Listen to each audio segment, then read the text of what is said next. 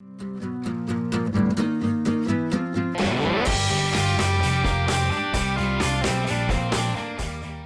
everyone, welcome to Shelf Space. I'm your host, Roz13, and today we are looking at something a little bit different. That's right, we are looking at a weapons pack, specifically the V2 weapons from Build Divers Re-Rise. Y'all may remember a little while ago I reviewed the Veetwo Gundam and was disappointed that it didn't come with any of its weapons. So I decided to fix that. But before we take a closer look at those, let's take a quick look at the box. So as you can see, we got just photographs or CGI renders of the kit instead of painted illustrations, which makes a certain amount of sense because it's not an actual mobile suit or anything like that. So here we got sort of a parts layout that shows all the different little components it comes with. Here we see it equipped to the V2 Gundam. Interestingly enough, it looks like they're using the standard core Gundam in this combination as opposed to the G3 colors. We also have one of the Grandpa Gundams in the background there. That's probably the Revive. See, on this side, we got the same photograph as before and all the same text. Then on this side, we have the parts layout again and little callouts for all the stuff. So, yeah, they're definitely showing that this is with the Earth 3 Gundam. And here they're showing equipped to the guard frame, which is a little frustrating because the guard frame hasn't been reissued lately and really should, because I want to make more buster frames for the glitch busters. But that's beside the point. Then we got the photographs of the Grandpa and the GBN frame over there. Your usual warning info, no yen price. I still don't understand why they don't just center it. It's weird. Then same thing as the other, and there we go. That's enough of the box. Let's take a look at the actual parts. So here are all the components that it comes with. We got really cool sort of long-range blaster thing with a little shield gizzy on the side. You can see it has a camera sticker in there, and that's the only sticker that it comes with. Though, because of how it is, you have a whole lot of big silver space that you can use for future projects. We got pieces for making the extended rifle, or whatever they call it, on the V3 Gundam. But you can also combine these together like this and have some sort of special double-barreled blaster thing or something. Don't know. It looks a little silly, but it's kind of a neat thing to do. I suppose if you wanted to, you could probably put it like this too or something. This makes me think of those like counterweighted archery bows or something. You have two little booster pod things. I just sent one flying across the room. Oh, goodness. What is wrong with me? Don't answer that question. And as you can see, these are all molded in just gray plastic with a little bit of like a metallic swirl to it. We got a missile pod with just little 2 spots on it.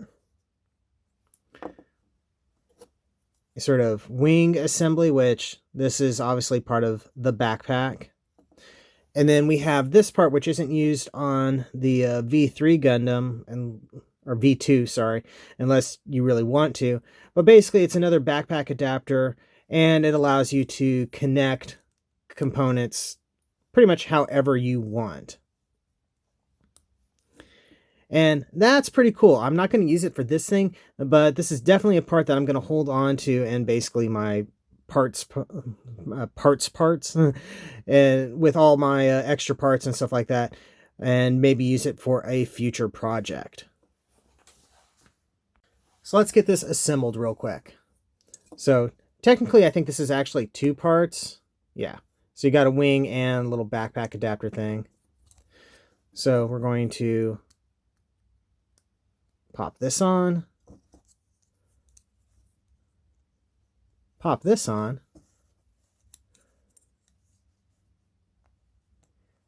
Connect this. And you want to be careful, I think, because these wings feel very flimsy. At least to me they do. And then connect these. And now you have the backpack unit for the Veetwo Gundam. And it looks pretty cool.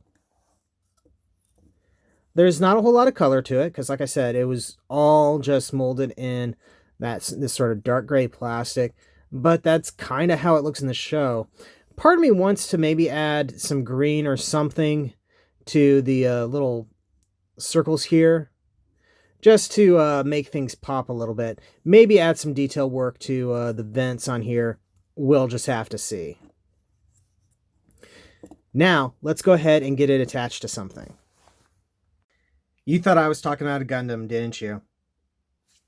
Sorry, I wanted to show off how this thing connects to one of the little Core Gundam flyer things. I can't remember if they have a specific name or not.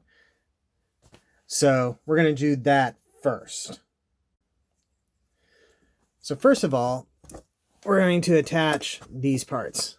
So this connects like so, if I remember correctly. There we go. Creating sort of a tail-like thing on it. And then this, there's a hole right here and the peg right there.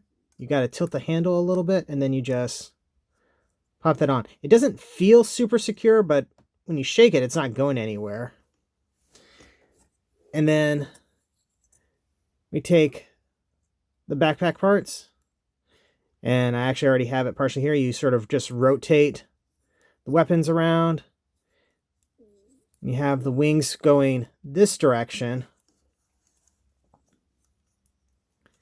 And then you just sort of plug it in here. And then you just rotate things to the way you want it. And that looks pretty cool.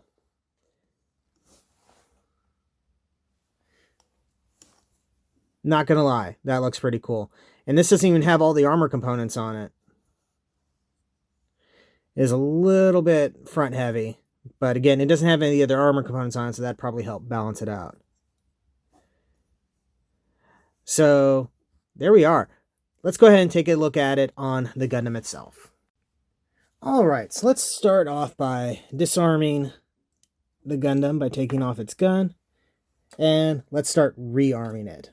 We're going to take the backpack, we're going to keep the beam sabers down, and then sort of thread the vernier thruster there through it and push that in. And now he's getting taller. We're going to have to readjust.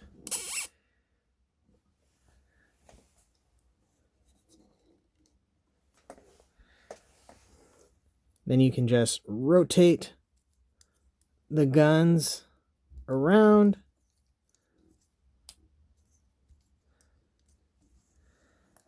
And already he's looking a lot more interesting than he did without all these extra weapons. Next, we're going to soup up his little beam rifle. So let's see. If I remember this correctly, we just pop this part here.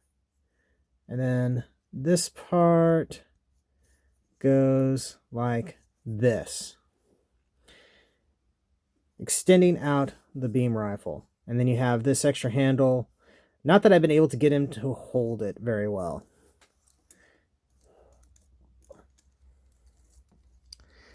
And that's one of the issues here, is with this part sticking out in the back, getting him to hold it, yeah, see, I just popped his arm off, is not trivial.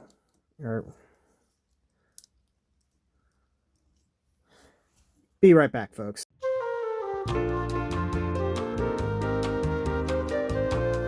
And we're back. Yeah, getting him to hold this in a satisfying manner is difficult. The show always depicts it with it being kind of tucked underneath his arm, but you really can't do that. As you saw, I was making the fists fall apart, and there's just not enough articulation to do that. Fortunately, this is a pretty decent pose, so I think I'll be okay with that, at least for right now. So yeah, the main complaints I have about this is, one, it should have been included with the Veetwo Gundam to start with. It's just 2 extra runners and a little bit of a foil sticker. There's no reason why it shouldn't have been included other than money. Fortunately, the Veetwo Gundam was really, really cheap when I got it, so that kind of balances things out a little bit. Also, the issues with the gun make it a little less exciting because you can't pose it as well as one would like. But overall, it's a fun little addition, and it can give you extra parts if you want.